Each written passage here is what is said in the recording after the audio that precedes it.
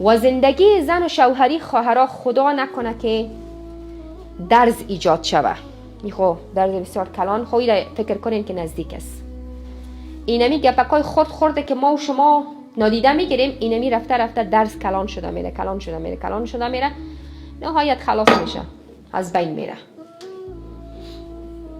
اینمی کلام خدا که متوجه نیستیم، سخن خدا متوجه نیستیم، اخلاق خدا متوجه نیستیم. این آهسته محبت ها را از دل میبره، اما حرمت ها را از هم میپاشانه. اگر ما و شما دید خدا بازتر بگیریم، وسیع‌تر بگیریم، تعصب خدا بانیم کنار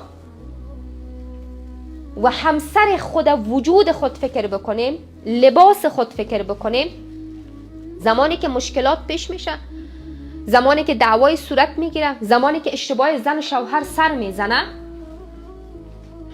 اینجا بهترین تعامل ما می داشته باشیم.